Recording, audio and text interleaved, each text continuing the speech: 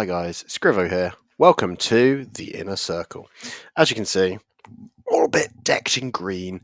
So this is a new series I'm going to run kind of probably bi-weekly, very much focusing on my journey with the Darkangels. So as you can see, I'm quite Dark Angel-y.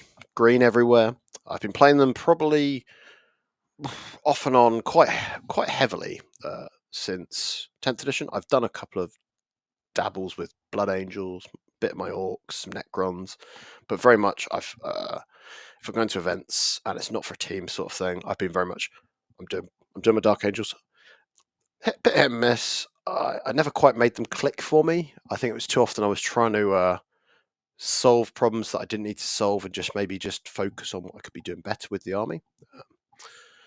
But yeah, so kind of explaining why I chose Dark Angels. This is the important one. So when I returned to the hobby, sort of end of 7th edition, very much wide-eyed, just wanting to paint stuff, have some fun. I'd reconnected with my mates that I went to school with that originally we played Warhammer together with when we were teenagers, and I did that sensible thing of like, I've got a bunch of orcs, I'll play with my orcs. That was my big army as a kid.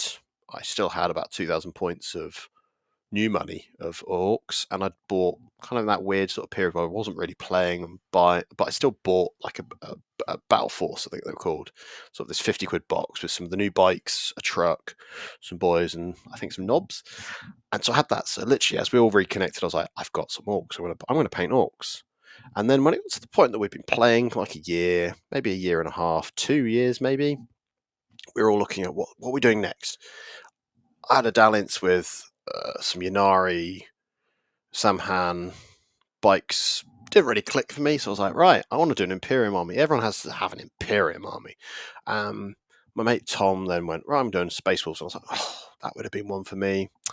As a kid, my 3rd edition army to do with my orcs, obviously, because we all bought the launch box, was Blood Angels, because everyone liked Blood Angels, and it felt like a natural fit. But I'd done them, and I didn't really feel the desire there. So to me, I really wanted to do an army that had beakies and lots of unique kits. So to me, looking at things like Raven Guard, really up for them, but they just didn't have much to them.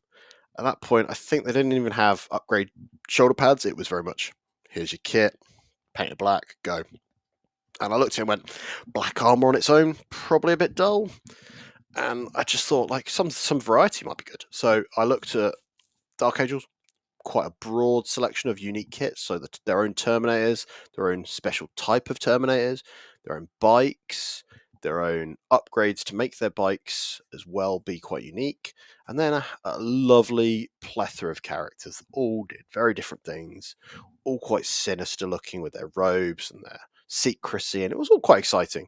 And then it did kind of remind me of something. I was like, well, as a kid, I really liked Space Hulk. So I started off with Blood Bowl. That was my first kind of dive into Warhammer. And then, like, as you naturally do, it's like I liked board games. They're quite snappy. So I went and got myself a second-hand copy of the original Space Hulk. I say original 2nd edition, I think technically it's the one with models.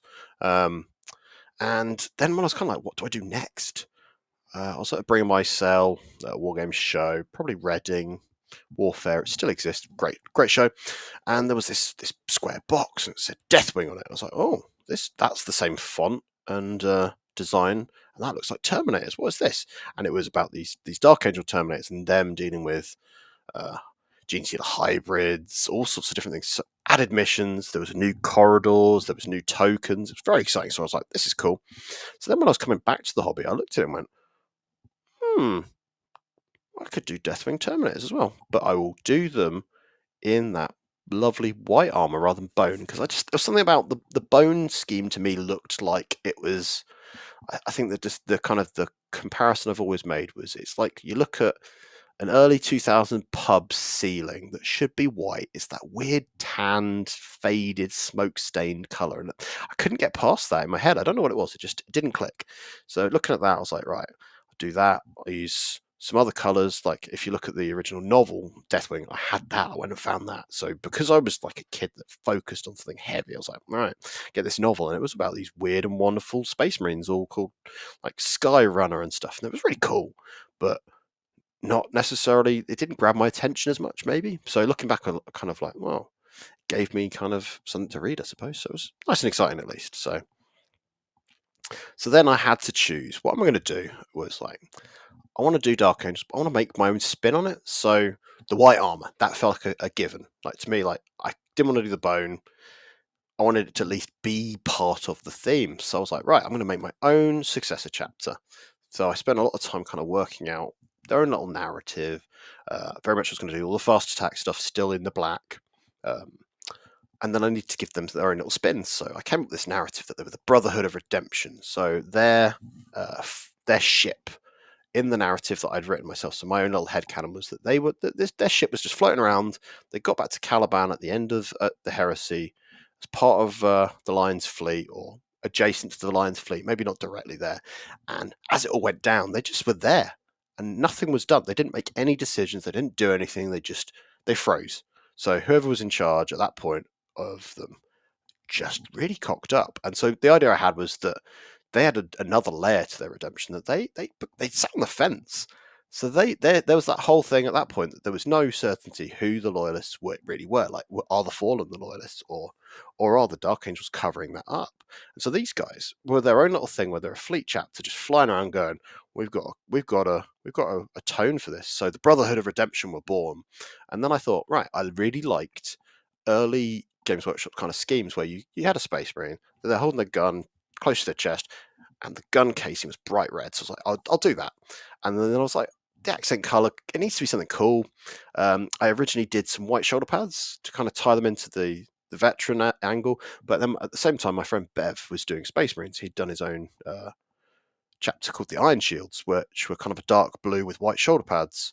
And then I painted mine up and looked at it and went, just doing a green variation of Bev's scheme. So I avoided it like the plague. And was like, well, what am I going to do next? So slap some Mephiston red on. I was like, that'll look good. That's cool. And it just clicked. It's progressed since then, but in later slides, I'll kind of go through that a bit more as well. So, and then the big thing was like cherry pauldrons. So it started off as just Mephiston red. And I just kind of like, I wanted it to look more rich. So I had the gold trim, and it just felt like a natural step. So I started doing things like I'd put Agrax Earth Shade, recess shading around the edges of it, so it had this kind of fade to it. And I thought I'd put the decals on some shoulders. I think it was when I was doing my intercessors at the end of 8th, and I just went, I need to varnish that. I need it to look better. I need them to like be kind of locked in. I wanted to try to make a kind of better effort with that. And the only varnish I had was Ardcoat, and I put it on the shoulder pad, and went, oh, it's all streaky because it's shiny. So I then covered up the rest of it, and I had this glossy kind of cherry red on the shoulder. And I was like, okay, that'll do. And then the more I thought about it, I was like, I like that. So I started doing it on all of my shoulder pads. So it's a natural progression. I've kind of liked the fact that the scheme has slowly progressed. And then the big one as well was all the characters. Where possible, I've given them nameplates. Some of my more recent ones, like the Lion and the new Azrael, I haven't put them on. But basically, it's a company called what are they called? Versatile Terrain. I'll put a link to them in the description. Essentially, you can get custom ones done. So I've used these for all of my characters, sergeants. So then basically, I've got a spreadsheet, and it lists Sergeant Barasan is so that guy there is the one on the right, is actually a Blade Guard veteran squad sergeant. And so I've got that, and it's which company he's from, and I've got them all listed out. The interesting one was I went with a theme. So I like the idea that there were crusading knights. So I went, right, let's have a little Wikipedia like deep dive, and I kind of ended up falling into, I didn't really want to do like the angel names because it was like calling them like Azrael and all that stuff is done. It's been done for the main chapter, so I was like, what spin can I give it? So I very much went with French Crusader Knights. So I went and found a good kind of mishmash across several of the Crusades as a basis, and now it's kind of spiraled into more eccentric and unusual French sounding names as well. So it's very much trying to give them their own feel, but at the same time rooted in that kind of like a tie back to what I was originally going for. I kind of like it. completely needless. It doesn't need to be a thing that when I go to an event, I don't go, well, I'm going to move Barrisan squad now. It's just like, it's for me. This is very much for me. And I think that's important. It's like, it's my hobby. So be it. And then, as you can imagine, I started going to events. I was taking things like Azrael with Hellblasters at the end of 8th. And I didn't like the fact that I had these really cool looking Hellblasters, these big scaled up guys with big plasma guns. And then I had this little metal Azrael who I loved the model to bits. But the problem is, you look at it and go, this guy looks probably 2/3 the height of the guys he's leading. So I took it as a challenge to myself. I was going to make, out of the Primaris Lieutenant, Zabril, I think his name was, I took him because he had robes, because I wanted him to be robed, and got as many bits as I could to make it a really cool, hopefully a really cool Primaris version. And I did. I won a couple of painting awards at some events I went to, which was really exciting. Obviously, he's now in a cabinet being displayed at home because I've got Azrael at home, but we also have the new glorious Azrael. It's one that I really enjoyed painting, but at the same time, there's something about it. I liked having my own custom version of him, so it's something I might go back to. Now there's a lot more access to robed models, so whether it's the Black Templar Crusaders or Inner Circle Companions, there's all those options. So it might be something I kind of explore down the line. Maybe after I do maybe an Ezekiel, because I did do a Phobos librarian Ezekiel, but it was just a paint scheme and gave him a banner. So maybe I'll take that approach and maybe because I've seen a lot of Inner Circle Companions of being painted blue for that very purpose. So we'll see. Yeah. And then just to kind of explore, I kind of tried to tie together the themes so that there was always the red. So as you can see, my Outriders from Indomitus gave them the banners so they match the rest of the army. So even though there was lots of Primaris stuff being added to my army, I just tried to keep it so that they had that feel that they were part of the Brotherhood of Redemption. This top picture, I think, was an early Crusade force I did. Obviously, I used Lazarus, I think, as just an unnamed character. I just wanted to use the model because it was cool. And it's just nice to explore that, and took a lot of time doing things like the details, like the skulls on the bases, tufts. My basing has slightly developed and gone a bit more purple over the years. Very much, I think, to kind of give that alien planet vibe to them. It's kind of cool. And then, as you can imagine, naturally we got to that point where it's like the lion is back. Let's enjoy building and painting him. So one of my big challenges as I explore and progress building lists, competing with them and taking them to RTTs and GTs will be trying to make the lion work in different detachments. I'm not going to always take him, but for example, I took a list last week using a Gaius detachment just to see if I could do it with advance and charge. It was all right. He still just can die, which is a shame. Like, there isn't that survivability he had early in the edition with the -1 to wound, which was cool. It was a shame, but now he's gone down to 300 points. I still think he's quite a challenge to utilize, but at the same time, it's a challenge I'm going to try to embrace. So when I do put up lists to go to events, my plan is I'm going to give a few different options. Often there'll be an option to include the line, and then I'll let people vote on it. So I want it to be a community-led thing and just very much make it an exercise in seeing how far I can push the limits of what a lot of people are saying is quite an underwhelming codex. I think it's just more that it doesn't just play in the most intuitive ways. It signposts at times what it wants to do. Like, if people know you're going to be going and fighting them well in combat on an objective through Inner Circle Strike Force, they may just only put shite stuff on objectives. So there's those things. But then it's just like you force the situation where they don't have any shite stuff. So it's just like it's on me to make it work. So we'll see. So what's next? I've just finished week 2 of my local league. So I set up a local league for mixed ability players. A lot of the more experienced players gave themselves sort of slight handicaps, like our Death Guard player just brought what he actually had to hand rather than worrying about extra stuff. I chose to take Inner Circle. So it's a detachment that it did excite me. It feels a little bit one note at times, but I thought, let's see what I can utilize this for and make the most of. And as a result, I was exploring things like I intentionally took Inner Circle Companions.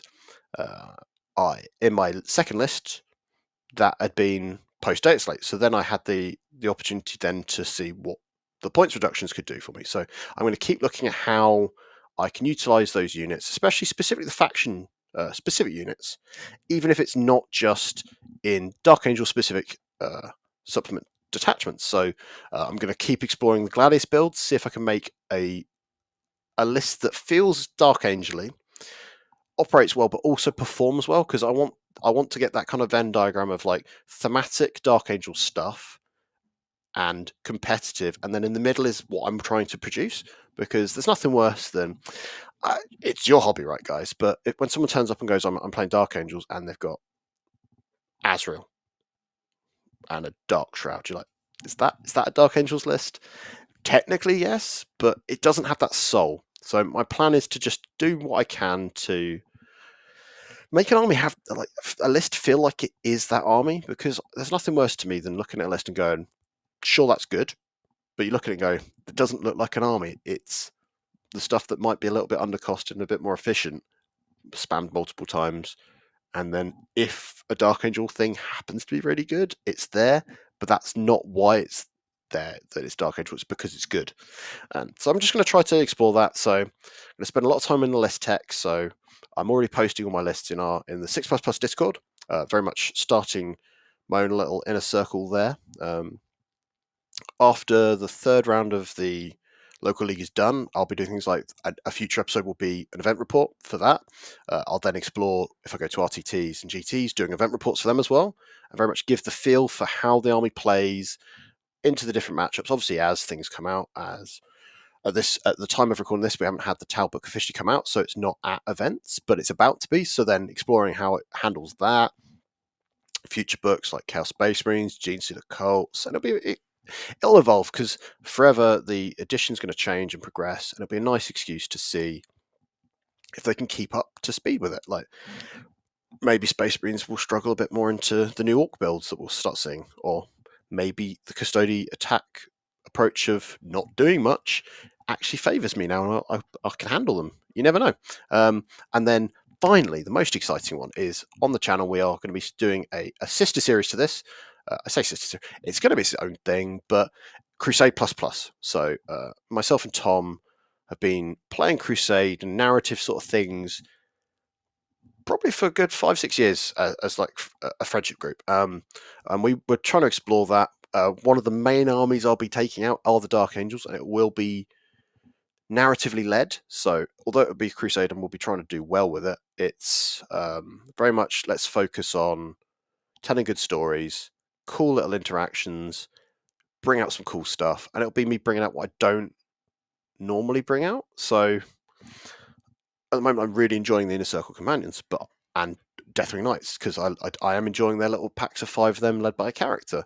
But I'm also going to explore things like squeezing in Speed of Vengeance. I don't know. Maybe I'm not that desperate to take one, but sometimes things like that. And obviously, I won't be using name carrots, but it'll still be exciting, right? And it'll be a very much. I might even do polls on that. So, like, what should I add next? What should my next resource be spent on? And I think that's quite exciting, right? You guys get the choice of exploring what's coming next, which is always cool. And if you've enjoyed this, guys, thank you so much. It's probably going to be every 2 weeks. The next one will be about the local league. I will then touch upon my next steps after that as well, which will be quite cool. If you've enjoyed this, don't forget to hit the like button below. If you don't subscribe to 6 of Us Plus, thank you, but please do. If you want to see more of this, subscribe to the channel. We put up videos most days, most weekdays at least. And if you really like it, if you join our members on YouTube, you get some videos early. You get to vote on polls, and you get access to our Discord, to a very secret inner circle. So it's like a circle within the circle. So like the real inner circle of the inner circle of the inner circle. I don't know. And yeah, so see you guys in a couple of weeks, and thank you for tuning in.